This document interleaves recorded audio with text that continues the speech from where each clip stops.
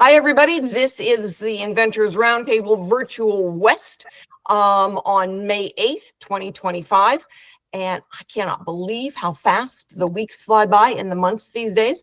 It's almost kind of scary. So anyway, if all of a sudden we disappear, it's because there's really bad thunderstorms rolling through. And when my fiber optics goes, so do I. Anyway, our guest speaker tonight is John Thompson. He is the founder and CEO of Fruition Labs out of Denver, Colorado. I lived there for 20 years, John. Cannot believe I never met you. So anyway, we are really glad to have you, and you help inventors go through those sexy prototypes, teeing up for manufacturing. And I was hoping that Wendy would be able to join us tonight because you got her teed up for ASD Market Week last year. She had a ton of success last year. People didn't want to buy a case, they wanted to buy a pallet. So she started then manufacturing, and she's gotten caught now in that tug of war over tariffs. And I've got a lot of inventors who have got products sitting on a dock. They wonder, how long do they wait? When do they just bite it and order it to be made? And so, you know, introduce yourself. Tell us what you do, from somebody calls you like a Wendy to helping them decide what to do about nasty things like tariffs. You got it. Yeah, I was just talking to Wendy about an hour ago. She actually has her website up, is not advertising, is getting sales on it, and doesn't know how. So yeah, it's a problem to have. It's So again, John Thompson. Hi, everybody. Founder of Fruition Labs, co-founder of Fruition Labs. My background, like many of you, is in inventing. I didn't start out to be an inventor. Invention found me. I just found out I was really good at coming up with product ideas. And about 25 years ago now, I was in the room when we came up with the idea for the Aero Garden, which is a little countertop garden that lets you grow lettuce, tomatoes, herbs indoors on your kitchen counter. And over the course of the following 20 years, we developed the technology, built it, and took it to market, drove it to $120 million in annual sales, selling about 1 million units a year, doing it all ourselves, James. It was a blast. Finally sold that company to Scott's Miracle-Gro in 2021. And I took some early retirement from Scott's soon thereafter, and founded Fruition Labs. During that 20 years of building Aero Garden, hundreds of product launches in there. We had, really inexpensive gardens up to $800 gardens, using really advanced technology, helped drive the use of LEDs as grow lights and other things. And did all that manufacturing in China throughout the years with about probably 15 to 20 different manufacturers, and learned a lot during that process, and realized that people who had good ideas they wanted to bring to market needed help doing that in many cases. And so when we founded Fruition Labs, it was with the idea of helping smaller businesses, medium-sized businesses, and straight-up entrepreneurs get to market faster. We take anything from a napkin sketch to advanced drawings. We work with companies that have 5 engineers on staff, and folks like Rita was talking about, Wendy, that just had a product idea and a rough sample she had sewn together. We are able, through our resources in China, to take those things from ideas to manufacturing, into tooling, and build out the supply chain and get all that going from lots of places around the world. The best, I'll probably get into some arguments here, but the best tool and die manufacturers and the fastest and the least expensive in the world these days are in China. They have the biggest, boldest supply chains. When you talk about supply chains, if you're building anything electric, part of that supply chain is coming from China 99 times out of 100. So supply chains tend to start there. And definitely, we've experienced over the last month what happens when you disrupt that supply chain and what's going on. And I'll talk more about the tariffs and things too. But essentially, Fruition, if we like the idea, we have design engineers, mechanical engineers, electrical engineers, and access to tool and die makers and the supply chain project managers. We supply all that for free. to get the entrepreneur with a great idea to market. We make our money in on the manufacturing side. So when we manufacture, when you sell, we sell, basically. That doesn't always work perfectly with Rita's model of licensing and things like that, but it works pretty well for most entrepreneurs. If you want to sell yourself, or if you have a company already built and you're adding products to that line, but don't have 10 engineers on staff to get there, we're a big help in that too. And our clients run the gamut from exercise equipment, scent diffusers, indoor gardens, mushroom growers, garden tools, electrics, air purifiers, hummingbird feeders, humidifiers, just about anything you can think of, ranging in price from 99 cents a unit on up to hundreds and hundreds of dollars, about $4,000 a unit actually. So and we can run all that all the way up. It's been fun to do, and I've helped lots of interesting people. I love working with entrepreneurs and just the that spirit of adventure that everybody has in inventing. I am probably, because I'm also a marketing guy, a little less a stickler for patents, because I don't think a lack of ability to get a patent, because a lot of spaces are crowded, should necessarily block you from launching a product, but you have to know how you're going to launch it. You've only got about 6 months to run if you are successful before somebody else is in it. But in that 6 months with a great product, you can make a lot of money. And so if you're well funded, if you've done it before, if you're organized and do those things. So we also sell products that we invent on Amazon and other places through social media, Amazon and the rest. So never competing with any of our clients, of course. So it's been a blast, and I think the most interesting part for me is really helping inventors really define their products when they come with an idea and really no idea how to make it, figuring out that design for manufacturing that takes it from an idea that, for example, is going to cost $100 to manufacture to an idea that has all the same features and benefits, but is going to cost $18 to manufacture, and then be a lot easier to get to market and succeed in market. Lots of talk lately about tariffs and how they do it. As you were saying, Rita, we have customers who literally are holding their finished goods in China waiting for tariffs to drop. If you're making a $10 product right now, you've got a $15 tariff on top of that $10 cost to bring it over right now, and that just blows up any margin plan you ever had. And so a lot of folks doing that. A lot of people are doing all the work that they need to do to get the product ready in the real good hope, and I think it's beyond a hope, that that tariff does come down. So getting everything ready and ready to go. In the meantime, I am taking advantage of the chaos, I think, that's been caused by meeting lots of U.S. manufacturers. We're expanding our network in Mexico, where we can already manufacture things, and expanding outside of China into Southeast Asia, into Malaysia, Thailand, where we already have good relationships, but just trying to expand those, because in the first weeks after the 145% tariff got announced, all of the capacity of Malaysia and Thailand and Vietnam just got sucked right out of the system. And they're all looking for workers right now and don't have enough people to work at the factories to meet the demand that's there.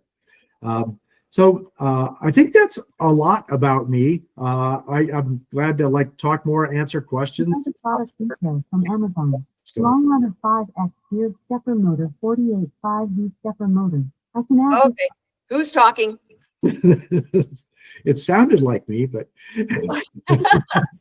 sorry. My Alexa started yapping before I could cut off the mic there. Sorry about that. I was going to say that sounds a lot like Alexa. So my daughter has one, and so the things that we're running into are kind of like just like you said, John, that some folks are looking at do they have an option in the U.S. We're putting together a list of different manufacturers that can either do a short run, feet on the ground in the U.S., maybe a bigger run, to kind of tie things together for inventors.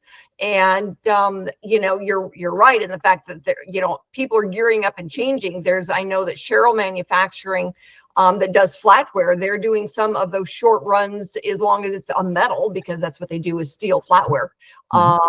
And, then Stitch Kentucky is working on anything that is a textile and gearing up. The funny thing with Stitch Kentucky is that they had the contract to make all of the Toyota seats. Nice. And Toyota brought that in-house in the plant that's in Kentucky. So then all of a sudden now they've got this capacity that's not even close to being met. Yes. And they have just been swamped with requests over the last month, to go ahead and do, short runs in the US. And, Stacy is an inventor herself, so she knows exactly what the inventors have gone through. Yeah. And so it's kind of fun to, participate and see things coming back, seeing what can be done. What are the options? I feel sorry for the folks like Wendy who are stuck with a dilemma. Being on the dock, one of our guys has got 10,000 units sitting there. Yeah. And it doesn't know whether he should,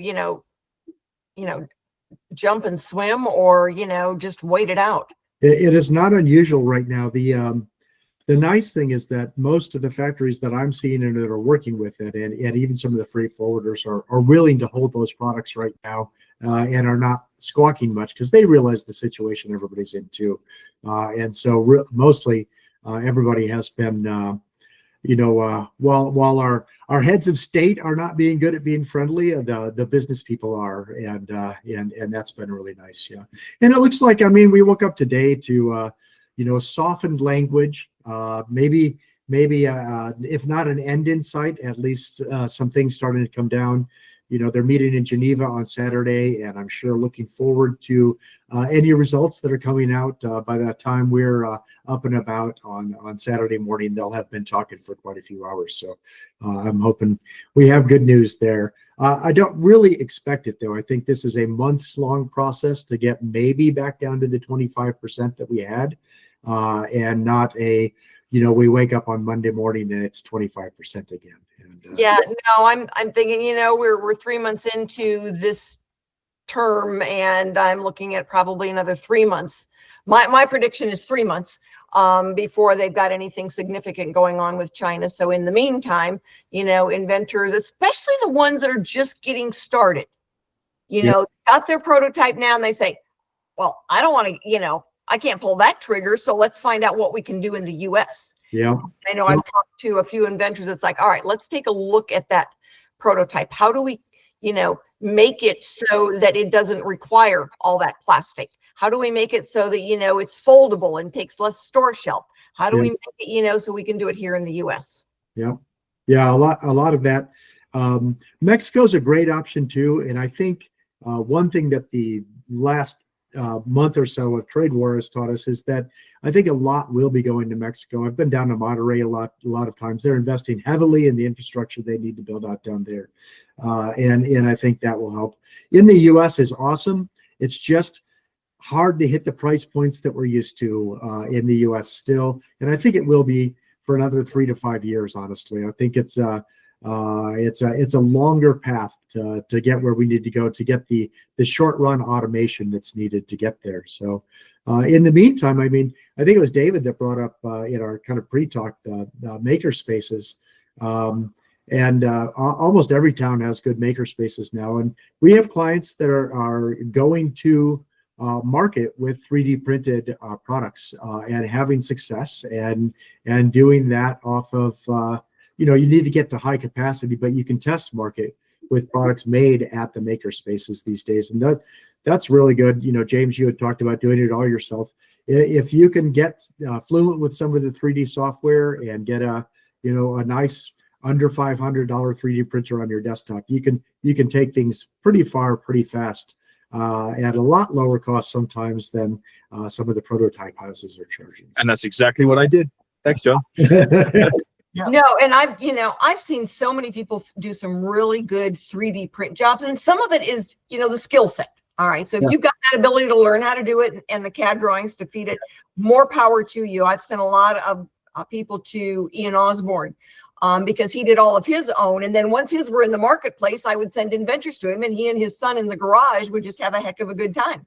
Yeah. And when you can do it, and I send a lot of them to local maker spaces, it's like, check with your local library, local college, wherever you need to. Most metropolitan areas have at least one reasonable maker space. And you go in there and you find somebody like a James and says, oh yeah, let me help you out. And it's a lot less, especially when you're looking for that proof of concept. Yes. Because there's a lot of people, it's like, okay, well, this isn't going to work. And they either go back to the drawing board, or somebody like a James says, but it might work if we did it this way. Yes. Yeah. And they learn a lot by testing those prototypes when they haven't spent $10,000 on a mold. Yeah. And getting to a finished prototype is just really, it separates things out because when you have a working prototype, you can run it by people, you can put it on the desk, you can see what it looks like. There's a big difference between seeing a napkin sketch or even a nice 3D render on a computer screen, or setting that product on your desk and seeing if it looks right there. So that 3D printing really accelerates that process. And the watch out there is you can 3D print things that you can't necessarily manufacture. And so or at least manufacture at scale and at low cost. And so you can kind of back yourself into a corner sometime, but good engineers can back you right out of that corner pretty quickly too. Yeah, well, there's companies out there that do 3D printing for replacement parts that would cost tens of thousands of dollars, and for $500 they do a part that goes into a machine that the machine is $250,000. I know my daughter works for a company that does protein makers, and they make this machine that will help Stanford and Vanderbilt, and she's been to China, and she goes, well, I can't say I went to Harvard, but I can say I taught at Harvard, because all of their clients then are these big research places. Yes. And when those machines break down, they don't want to spend $250,000 on a new machine when the part can be made with rapid prototyping and replace it for $5,000. Yeah, that's true. And so we see a lot more of that, and it certainly makes sense. Prototyping is so much easier these days than it was even 15 years ago. Yep. Yep. Even in those machines and stuff, you can make full metal 3D printed things now. Yep. And that is just that blew my mind when I was looking at that for the first time. So yeah. Yeah, 3D printing technology now is becoming ridiculous. It's really cool. It is. Yeah, and the range of materials that you can 3D print. I mean, they're constantly coming up with something. I have like big stacks of materials because they keep improving the materials, and I'll buy like 5 or 10 rolls of PLA plus, and then they come up with something else, and then there's the rapid and the whole bit. So I keep buying all this stuff here. Yes. Well, when we were first working on AeroGarden, this is in the early 2000s, we had kind of developed the base technology that was going to work and grow plants. And so now the question was, what form factors can you put it in to hit what retailers, if you remember retailers? So we were, developing a form factor for kind of all the major retail players out there. And at the time we bought our 3D printer, it cost as much as my house. So it was a crazy one. Oh no, the storm just hit. Now you can get a good 3D printer for under $300. Yes. And the STL, the modeling software is free. Yes. A lot of places. In fact, I wrote a book on 3D modeling. Nice. Using OpenSCAD, which is one of the free modeling things, and of course the slicer is free. So basically, your cost is under $300 for a 3D printer, and maybe $30 for a couple of rolls of the material. It's true, and for most people who are somewhat fluent just with Microsoft Office Suite, your book, a weekend and a few YouTube videos, and you're that close to making some fairly complex shapes. So yeah. The 3D printer I told you about that I bought for $70 Canadian used on Marketplace. I spent $14 on a new part that was broken, and it was old, but it worked, and that's why I did all of it. It came with the coil too. So that's all I needed. It was great. 70 Canadian dollars. How fun is You that? can buy the 3D printer and all the materials you need for a heck of a lot less than it would cost to pay somebody to prototype your thing for you. Absolutely, yeah. Nice. And then like I say, if you can find a makerspace in your area, there will. I mean, ours have you know, metalworking equipment, you know, lathes and all sorts of things, and so yeah, if you can find one of those, you can probably get just about anything you need done. Yep. A lot of the libraries here in Denver have, each one of them has a 3D printer. I think they have some laser engravers too, although they do say that your prints have to be less than 2 hours long. Yeah. Which rolls out all of mine. With the maker spaces, there's commercial ones where you have a monthly fee or something like that per person. It's usually low at $30 to $70 or something. But then you have access to all the equipment, drill presses and stuff that you're never going to get at home.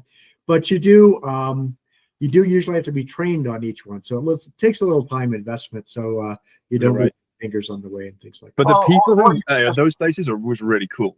Like the best conversations to get distracted with are from people who really know their stuff about 3D printers, or they've got their own little booth where they do some specific project that's really interesting.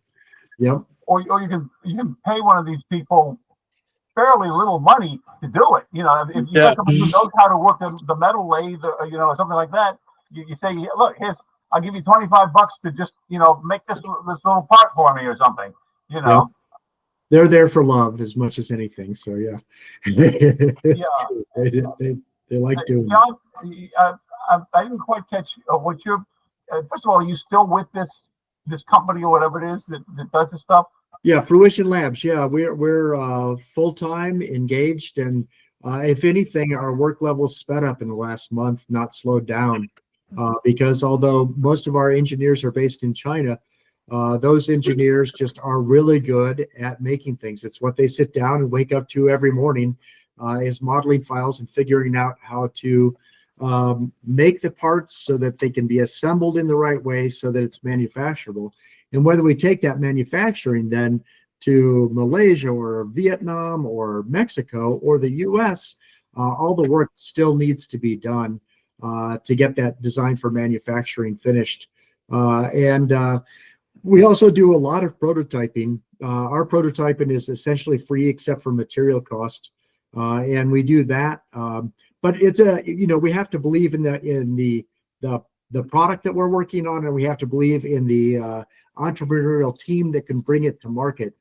Because again, we don't make our money on the prototype; we make our money on the manufacturing. So we have to see that project through, which is a different level of belief than a prototyping company that will do the prototype but charge you $10,000 because that's how they make their money. So if an inventor comes to you and they've got the idea, and say they've already got the design and even a fairly simple prototype, you would then find a manufacturer and set up the marketing, or do you just help them with that, or what?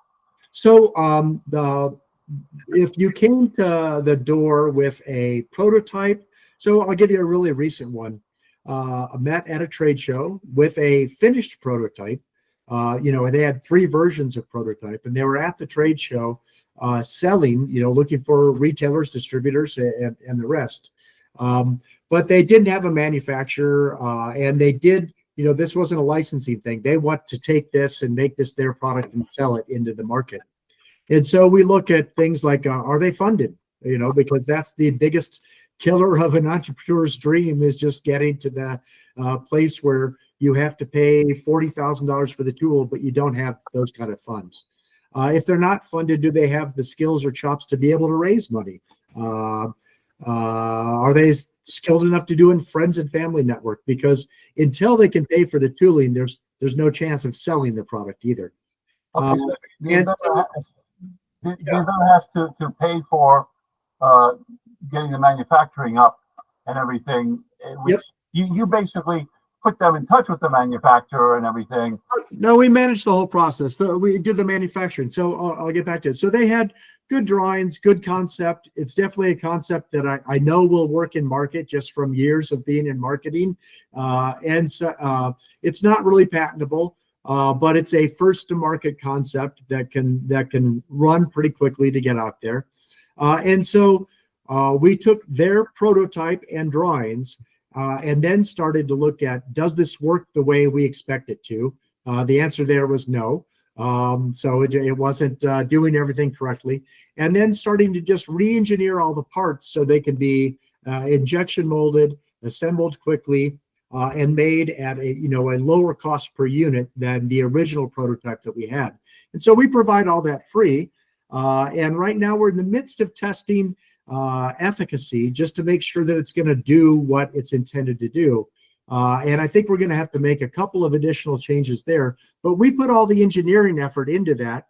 And we have engineers right now, my friends, good friends from decades of work in China, who are doing the engineering work on this to make it work and to make it cheap enough to sell, to be able to make it for that.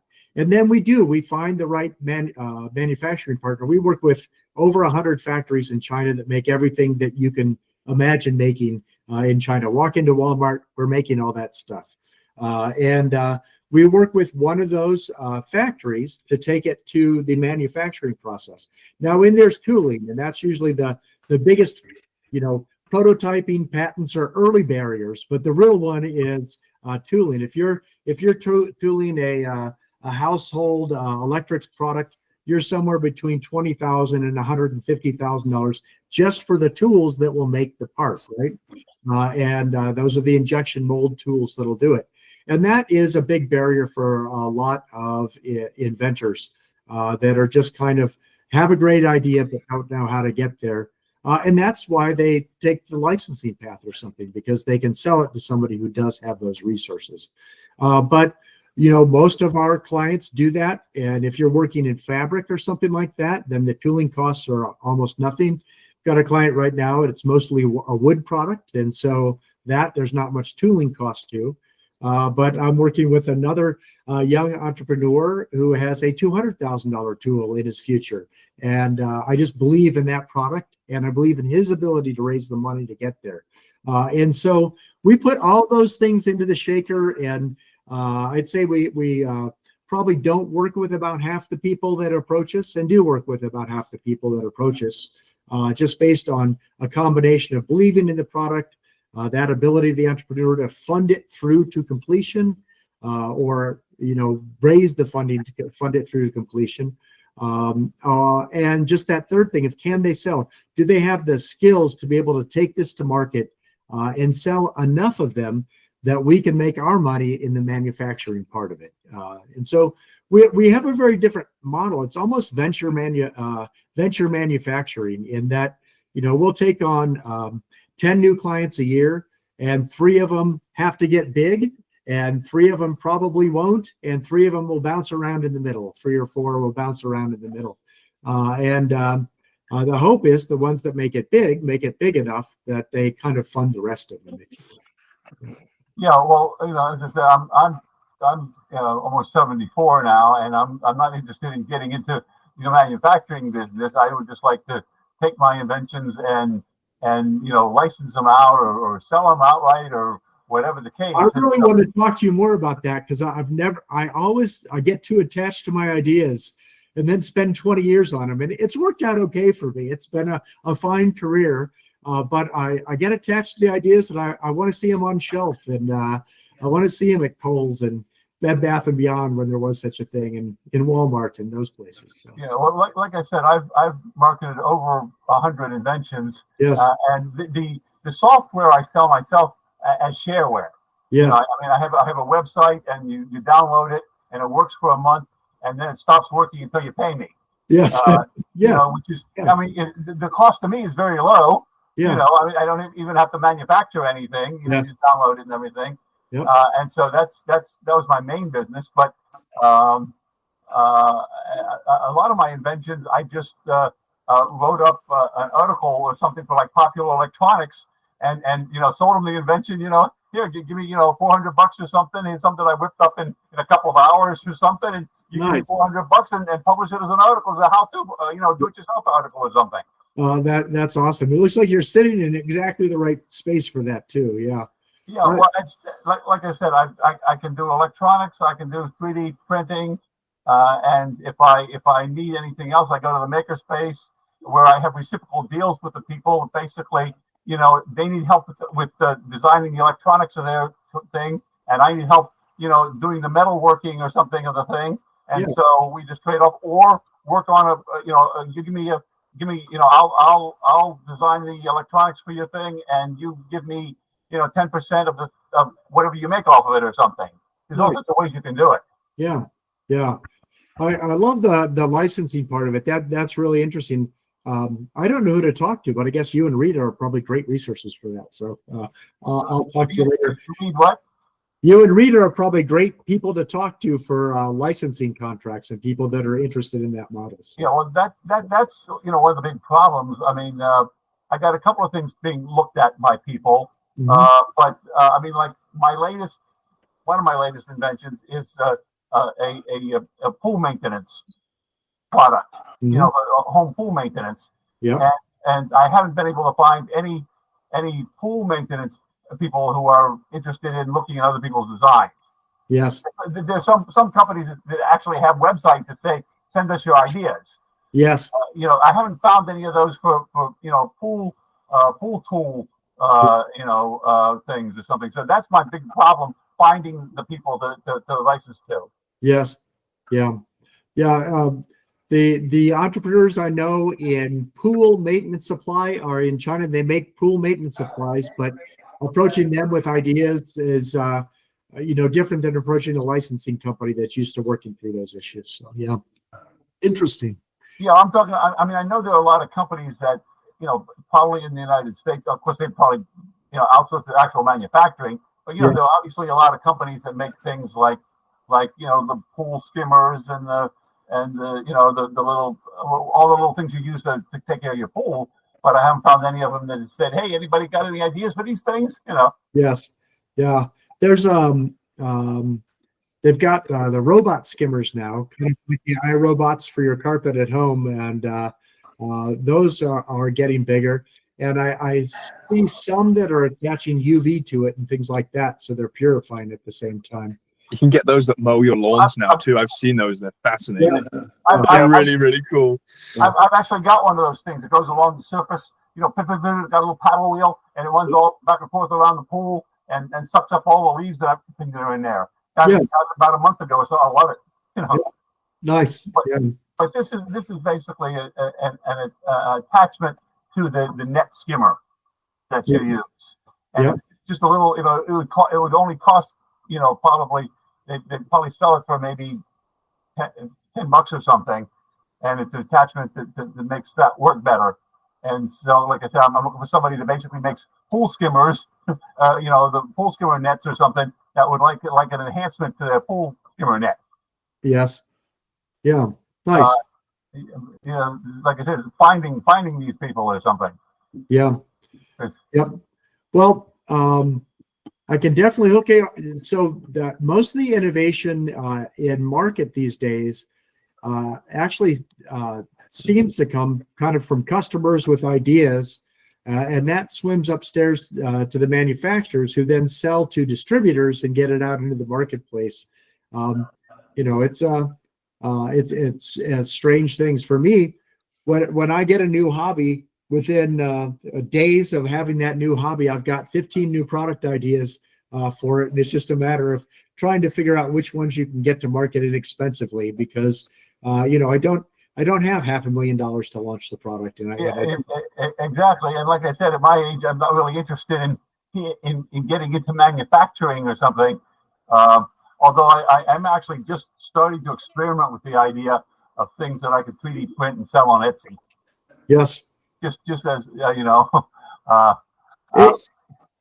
the requirement is it's got to be something I can manufacture cheaply and easily, and it's small enough to fit in an envelope that I can stick in my mailbox, so I don't have to go out and stand in line at the post office or the UPS shipping these things. Yep. When we built the AeroGarden line, we were selling at one point about $50 million plus on Amazon per year, and it created such an infrastructure that there was a whole community of people who were 3D printing parts that didn't make sense for us to manufacture at scale, but they would print them and sell them on Amazon to passionate AeroGarden users. And that community still exists there, although it's really hard for them to gain audience on Amazon because the keywords are expensive. So yeah, there was some guy who basically invented a part for drones that breaks easily. In fact, it's a sacrificial part. It's designed to break. You know, if the rotors get caught in a tree or something, right, and you could, like, you know, manufacture these for like 20 cents and sell them for $10. And he had his you know, 3D printers. You know, he had like, you know, 20 3D printers running around the clock, and he was selling these things. Yes, Making a fortune. Yep. I met a gentleman from Hungary this year who was doing a Lego-like set all on 3D printers. So and selling 10,000 a year. So yeah, amazing stuff. But my point is that with your company, you've got a person's got to be willing to fund the manufacturing and everything, right? Yeah. And unless you've got like the licensee lined up too, but a lot of the licensors, a lot of them already have manufacturing facilities that they like to work through and things like that. They've got the partnerships because they have, you know, 50 products in their product line or whatever that they're taking out. So yeah, in our model, we have to see a manufacturing potential in the future because other than that, we're basically giving away our services for free. And people, it's never happened, but you could definitely come and work through it with us and move somewhere else or do something else.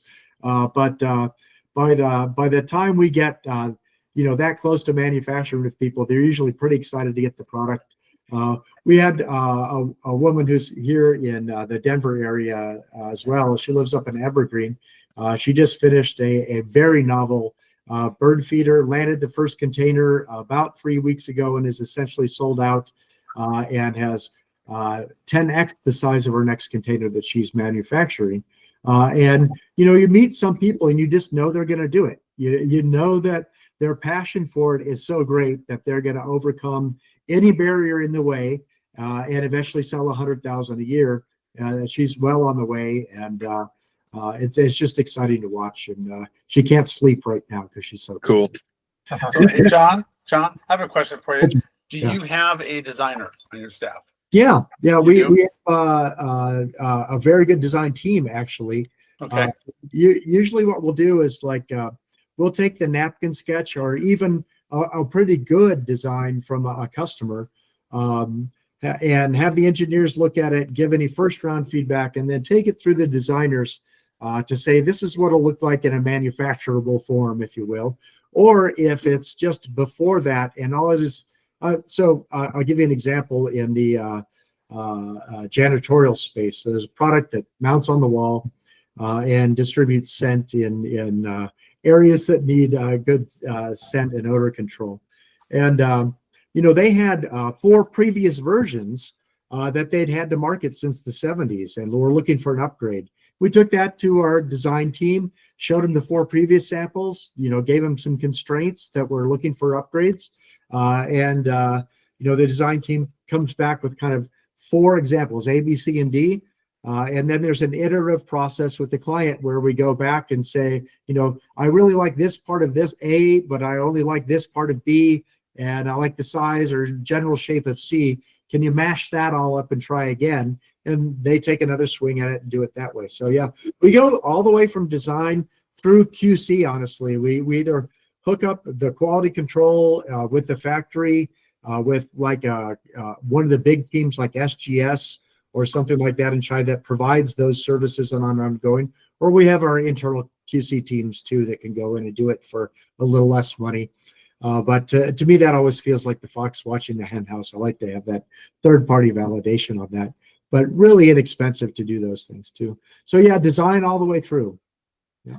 John, I have a question for you, John. Yep. Are you hiring? No, it is quite honestly the best job in the world.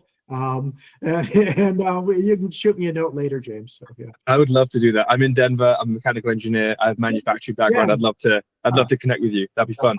Yeah, I'm down in Monument, so just I'll be driving through Denver tomorrow on the way to visit a client. We're we're kicking off a major new launch, and it'll be a fun afternoon up there. So yeah. Exciting, cool stuff. Yeah, What are you gonna after. launch, John? What are you gonna launch? I can't talk about that, but it's in the garden space. I'll put it that way. Okay, it's classified. Yeah, it's far enough to pre-launch that I can't talk about that one. Yeah, okay, understand. Oh, because of my background at AeroGarden, a lot of my clients have garden ideas and are in that garden space. I seem to attract it. So, but it's fun because it's a passion of mine. Well, I tell you, I worked in aerospace for 35 years. I retired, and I didn't stop designing. So I've got my own CAD system. Of course. Okay, and I think of the ideas and little simple things like this. Let's see if I can hold this thing up. It's basically a phone holder. Nice. Took me maybe an hour to design it, and about 5 hours to print it. Yeah, and it works. Color. George, did you dip that or something? Is that like with an acetone dip to get that smooth surface? Or That's the filament. It's purple. yeah, Just that's like a that. really nice print. Yeah, nice. I made a phone holder too. Nice. It's adjustable like this. It looks like a lawn chair. I Yeah, like it. This is one of the examples in my book. Each example is intended to demonstrate something. This demonstrates, the little rotor thing or something. Yep. So. Yeah. I think George and David, you should get together, because I think that a classic lawn chair with kind of that weaving on it, that bad plastic weaving, would probably sell well as a phone holder on Amazon, because if you could get that classic look, it would be pretty fun. Yeah, nice. Well, David, I got your name written down. You got my email address is my last name at AOL.com. Well, that easy. Okay. So and if you go on Amazon and put in my name in the search thing, you'll get a list of all the books I've written. You're an author too. Wow. At least all the ones that are currently on the market. Yeah. You're really into royalties, aren't you, David? Yeah, I like having income. Nice. I did like 4 books like 40 years ago or something, and then I kind of lapsed it or something. This is another thing I do, like I said, an article or a whole book or something on how to build something or something. So yeah, if you go on there and you'll find my book on 3D modeling with OpenSCAD and a lot of other stuff. But yeah, feel free and I tell you, send me an email with your information too. I mean, that's the easiest way, since I just put my email into chat here, so you can anybody's welcome to reach out to me. I love talking to other people that are facing the same problems and exploring the same things I'm doing. So yeah, where's the chat on this thing? in my screen, it's the lower right hand side, a little text box. Oh yeah, okay. I got something that says people. Yep. It's right next to the people icon to the right. Okay. In the window, anyway. Chat with everyone. Okay. Yeah. I'm viewing this on my phone, John, and I saw it flash John Dash, and that's all I got rolled down. I'll spell it as John, John. John what? I'm sorry? John, which is John. Okay. At fruitionlabs.com, and I'll spell that because it's fruition, Fruition. And then there's a dash in it. Labs.com. Fruition. Dash labs? Yep, labs.com. Okay. All right, so that's the best contact information. John Dash. Is it John Dash or John? John at fruition dash. Oh, John at. Okay, there we go. Now I got it right. Yeah, no worries.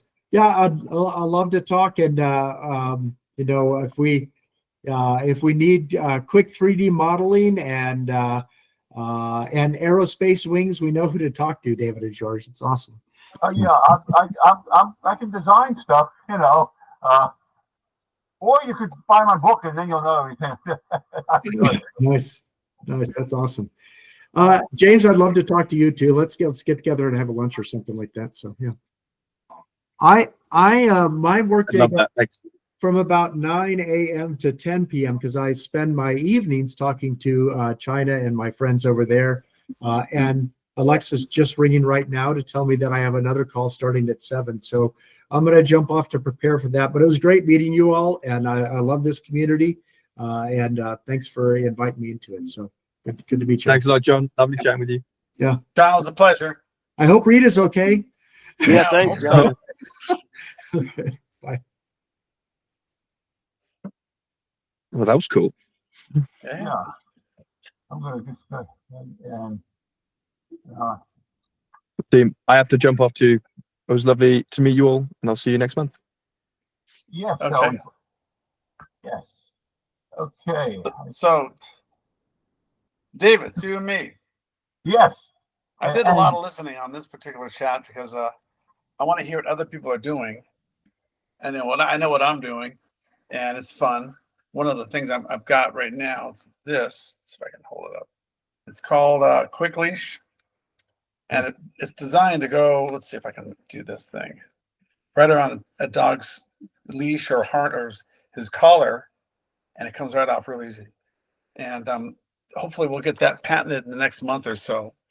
And it's an upgrade, and it's an easier version of dog leash to use, especially for people with, say, arthritis in their hands. Yeah. I'll kind of cheat a little bit and show you what I was talking about with the pool thing. If you're familiar, you've got those little nets you use to skim the leaves off the top of the pool and everything. And those work really good skimming stuff off the top, but they're really bad for scooping stuff off the bottom. Correct. They're going along, and it's perpendicular to the bottom. And so what this is just an attachment there.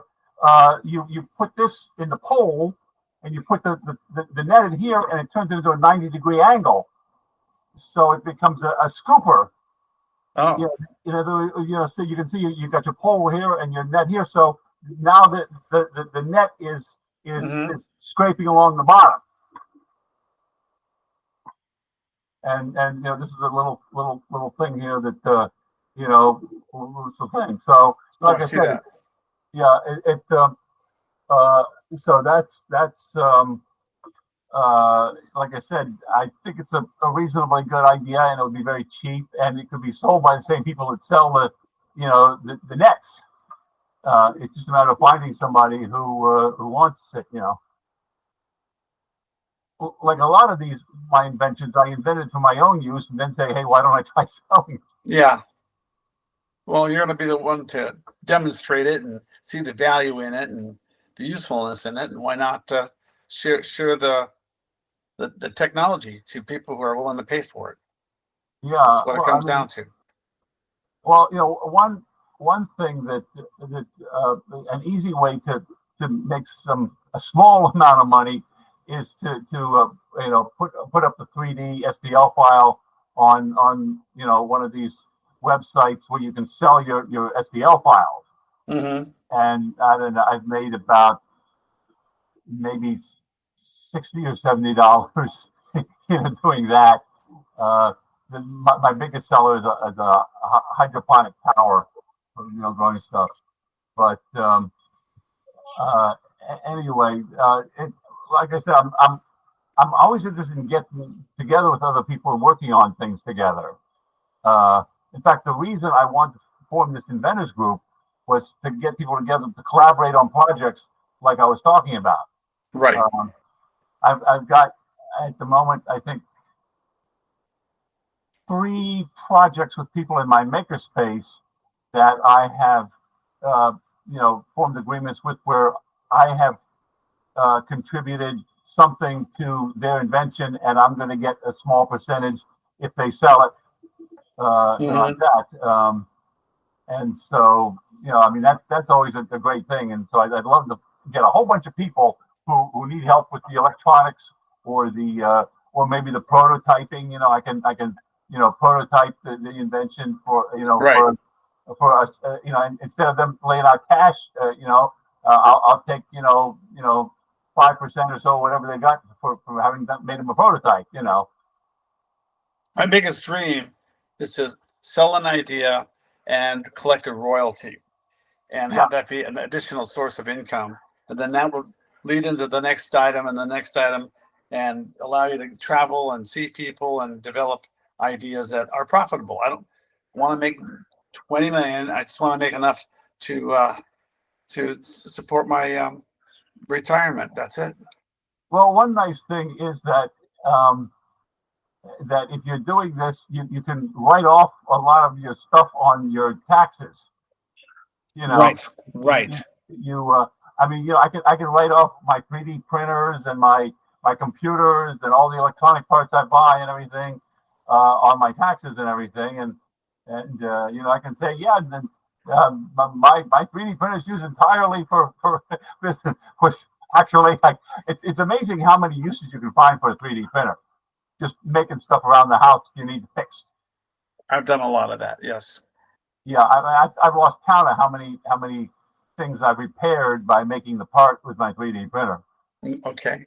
So David, you have a website. You also have an email. Did you say it's your last name.com? My last name at AOL.com. At AOL. At AOL.com. AOL. My house at AOL.com. LEITHAUSER at AOL.com. Got it. Yeah. And as I said, if you put in my full name, David Lighthouser, on Amazon, you'll get a list of about 12 books or something. I'm Okay. currently marketing there, and my company, my software company, is lighthouserresearch.com. My last name plus research, all one word, .com, and that's where you'd see a list of software that I market. Okay. I'm actually about to discontinue that. It's stuff for PCs, and these days nobody's using PCs; they're all using tablets. Yeah. So I'm not making money off of that anymore. Well, David, let me connect with you on your website, and then, or not your website, but your email, and then you can, if the email, send me all that other stuff. That'd be nice. Yeah. Well, I mean, there's no particular reason for you to be interested in my software or anything, but I was just, giving you a feel for how I've sold things. I mean, I've sold some things myself, mostly software and things like that. Some stuff by writing them up as an article. Some stuff I license out to somebody to make. Sure. Something like that. Do you have a Jesse, website, you have something David? to say? Yeah. Jesse, I was saying that I have a website where I sell my software. Oh, that's what you were saying. Okay, all right. And also on here, all it has is our first names. And I heard you saying you're at AOL.com, and it's LEIT, because I don't have your last name in front of me. You don't see that? I'm seeing It everybody. just says David and George. I'm seeing everybody's full name. That's interesting. Mine Okay. too. I'm on my phone, not on a computer, by the way. Okay, that'll do it. Yeah. Okay. My last name is LEITHAU. Oh, whoa! I'm sorry. LEIT. T is in Tom. Okay, 2 T's. No, LEIT. T is in Okay, Tom. got that. HA. Oh, HA. U. S is in Superman. ER. Ooh, okay. Let me see if I got that right. LEIT HASER. The HAUSER. Oh, Hauser. Hauser. Light is pronounced Lighthouser. It's a German name. So it's LEIT as in Tom, HAUS as in Superman, E as in Robert. Okay, is there an R on the end? Yes, there's an R on the end. Okay, well then, yeah, I have it correct then. Sorry about that. Yeah, and that at AOL.com is my email address. Okay. And put a subject line like inventor meeting on it, because I get like a couple hundred emails a day or something, and I try to, zip through it, delete the Well, stuff. or I'll mention even Rita Inventors Meeting or. Well, just say inventors meeting, and I can then do a search for the word inventor. Okay, Inventors Meeting. Okay. Yeah, like I said, I can do a search for inventor in the in the little box, and that'll bring up all the email with that in the in either the email address or the title or the subject line. Well, George and David, it's been enjoyable, but I need to get off here now myself. Yeah, You all have a great evening. Yeah, okay. I guess I'll get off of here too. It's about 9 o'clock here. And so, unless you have something else you wanted to ask me or say something, George. I was just looking your name up on the internet. I've got you here, I think. Yeah, if you just do David Lighthouser. Let's see. I pull up. It doesn't tell me how many things I pulled up. Okay. What they used to tell you how many things you pulled up or something. Yeah. It used to be you'd get like 30,000 hits or something off of my name. I mean, between the books I've written and the software and the right and whatever else. But like I said, you probably just want to send me the email, and I can then send you. But like I said, do a search for my name on Amazon.com, and you'll get a list of 12 books or so. Sounds like a plan. Listen, David, great hearing what you have to say, and what John also had to offer was amazing. Yeah. It's for a minute there, I thought maybe he was somebody that I could send my inventions to, but he's saying you've got to have the money to finance it yourself. And like I said, what I'm looking for is a company, either a distributor who's willing to provide their own manufacturer, or a manufacturer who's willing to look for the distributors or something. And I just send them the prototype and the plans and take out a provisional patent first or something to protect it. That's me. I may be naive, but I think most of these companies that are actively seeking inventions, that put themselves out there and say, please send us your ideas, are probably not going to be in the habit of ripping people off, because if word gets around to do that, then people are just going to stop sending them things. Right. The word gets out pretty quick with the internet. Yeah, and that's what I'm trying to do too, because I cannot manufacture or market very well. I want someone else to grab it, love it, manufacture it, and sell it, and then I get a percentage, and that's it. That's all I want to do. That's what I want to do, but like I said, I've done that with a few things a long time ago or something. But like I said, if it's something that you don't have to actually do anything with, like my software, like I said, the people just download the software and send me money if they want it, then that's practically passive income. All I have to do is send them an unlock code when they send me the money, like I said, I sell the STL files on some of these websites or something, and that's passive income too. So I'm with you. I don't want to get. Although, like I said, I am considering, just to try it or something, selling some things on Etsy or something, just to see how that works out or something. But it's got to be something that I can just stick in my mailbox. Well, David, I've got tens of thousands of hours of CAD design. It's one of the things I do. Of what? CAD. Computer aided design. Yeah. Okay. In particular, I use. It's called. Well, let's see. There's a couple of them, but I tell you, 3D modeling is like nothing else. And you can think it, you design it, you make that STL file, you put it in your printer, and before you know it, it's printing your part out. And now you can hold it in your hand. That's what I do. I think, like I said, I've probably made maybe 50 to 100 things. And I think only maybe once or twice have I actually downloaded somebody else's file and made it. And that's like if somebody wants a Yeah. for a Christmas present or something, and Right. you know, I mean, you know, but I mean, I make custom Christmas ornaments, you know, every year. Sure, why not? I make inventions. I make name tags. You know, like something. You know, I got one that says, you know, David Lighthouse, a mad scientist, in there, or something that I wear to the inventors groups and everything.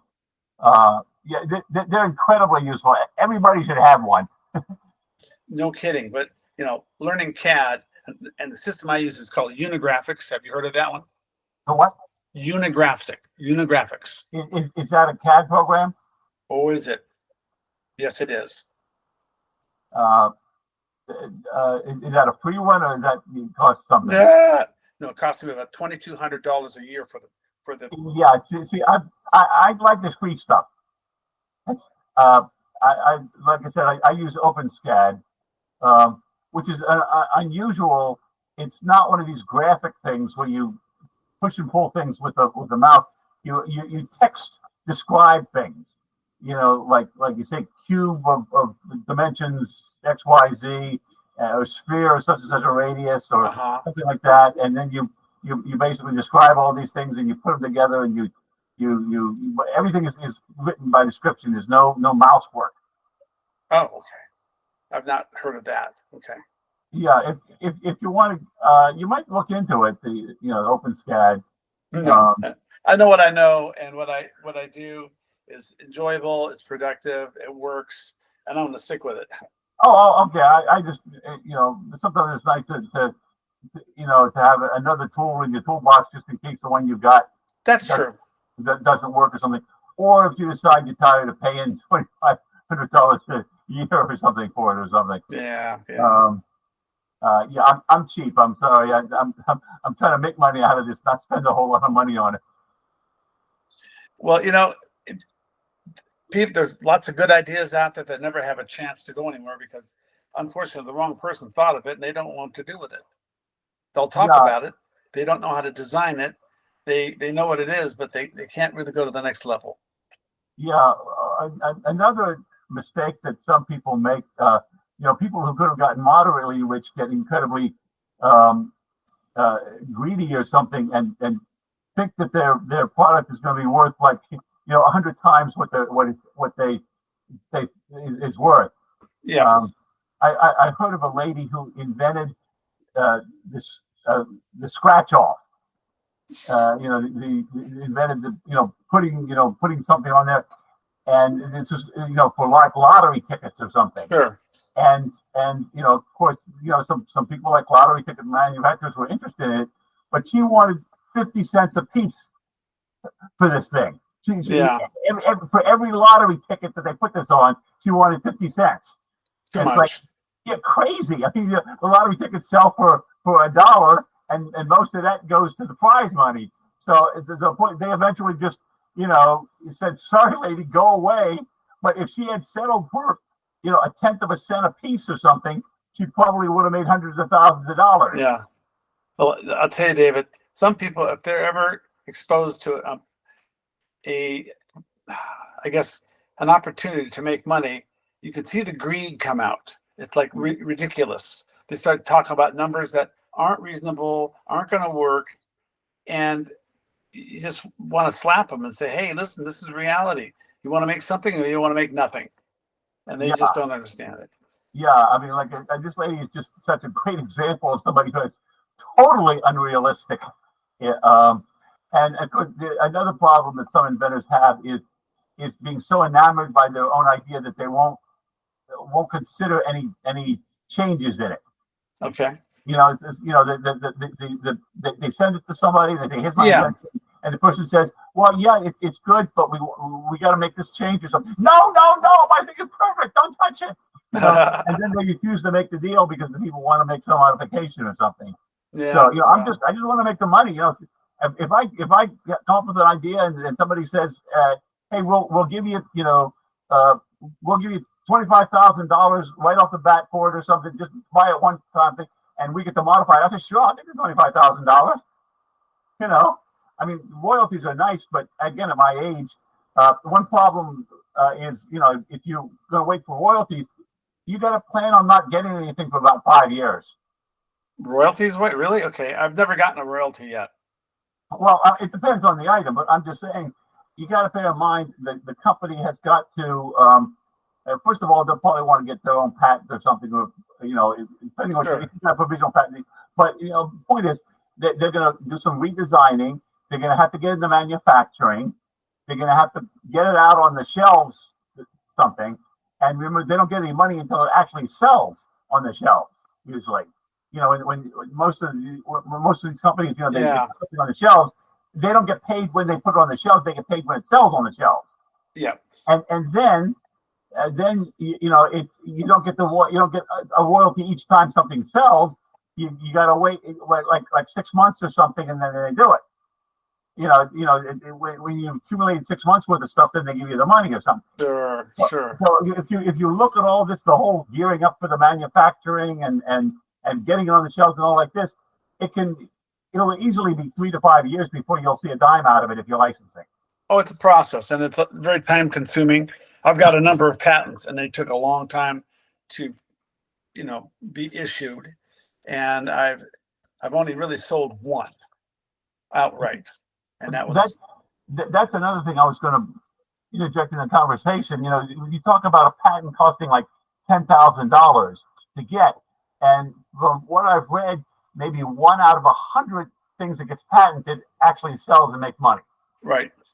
And so, you've got to either have a really good idea or have a lot of money you can throw at this stuff, so that you may have to put out do 10 inventions or something easy, before one of them gets actually picked up and marketed. Right. Which is why I don't get into patenting. Like I said, I'll pay $60 for provisional patents. Which would discourage anybody from stealing it or something. And like I said, I'm not asking for $1 million. I'll take, tens of thousands of dollars right up front or something, and just you take it and roll with it. That's the way to go, because you're making money. It's something to do, and then you move on to the next item. And you get better and better at it. Yeah, well, like I said, I've marketed over 100 items, so I'm one of these idea generator guys. I mean, I probably come up with a new idea once every week or two. Yeah, I see a lot of things out there that could be improved and or completely changed quite a bit to make them easier to make, more useful, all those different things. And that's where the ideas come from. Yeah, well, like I said, this thing I got for the pool skimmer, I was trying to get stuff off the bottom of my pool or something, and it wasn't going into the net and everything. And so it was like, I need a way to bend this around so it'll scoop under it. I'll make it. Now, did you go to the Las Vegas hardware show? No, I'm in Florida. Doesn't matter. You fly out there to Las Vegas. No, I just we got enough stuff in Florida here. Okay. I'm about an hour and a quarter's drive from Orlando. Okay. And Orlando's a fairly big hub for this sort of stuff. I love Orlando. I love Disney World and Epcot Center. Been there quite a few times. Oh, are you in Florida? No, I'm in Arizona. Yeah. I've taken out the annual passes for Disney a few times, and those things. But my point is that I also don't like to travel or something. So again, that's another thing. I want to do all my business by mail. Yeah. No, I've been to Florida. I'll tell you, my wife and I were scuba divers, and we like to go to Key West and all those places and do some diving. I used to do a lot of scuba diving too. I went to college in Florida Atlantic University in Boca Raton, and there were a number of places you could just walk out to the beach and swim out Sure. 500 feet or something and go down 15 feet, and you got big coral areas and the sunken wreck there and things like that. So but I haven't done that for quite a while. Yep. Well, anyway, I see your 3D printer back there. Yeah, that's one of them. I've That's actually one of got. them. Hold on a second here. No, I see it. I was just gonna Oh, point. whoa, you got a few of them. Okay, very good. Yeah, I've got I've got 4 that are actually working right now. They have a lifespan, they do. Well, I think I've probably had 8 or 9 at some point. Mostly it's some of them break down. Others I just decide I want better. As you get into it, you start wanting more colors or bigger or faster. I Yep. mean, the one over there I bought simply because I wanted faster. So it's a high speed printer there or something. Yeah, And- I've been through and, a few and- printers. Yeah, Yeah. the latest one I have. What? It's a brand called Perusa. Have you heard about that one? Yeah, P-R-U-S-A, Perusa. Yeah, I've heard it. I've seen it, on Amazon when I'm shopping for. It's a nice printer, I'll tell you. Very Yeah. nice. Well, the ones that the 2 that I'm running right now are 10 log. These are 2-color printers, and they have independent heads. Oh, okay. So so like when one's printing one color, the other one is completely off to the side, and then Okay. that one goes over and wipes itself off, and the other one comes and prints and everything. So you don't have the problem with the dripping. The one dripping while the other one is printing. Okay. Well, anyway, listen, David, it's been a pleasure hearing you and John Thompson and everybody with those great ideas. And it's all about communication. Once you realize who is out there that you can talk to and get in, it's like Rita. She's a good communicator, hardworking. Yeah. Hopefully, she can help us all get our products to market. Yeah, and if you ever decide you want any kind of collaboration or anything, again, like I said, I love to get together with somebody who has a different skill set and Right. say, I'll do this part of the invention, you do that part of the invention, There and you we'll go. share the royalties. That sounds like a plan. David, Okay, listen, well, you have a great evening, and it's getting late for you. you too. It's only 6:30 here. It's 9:24 here. Yeah, bedtime. Okay. Yeah. For me, Okay. anyway. Okay. Well, I hope to see you in a later meeting there. Okay. Hey, listen, you take care.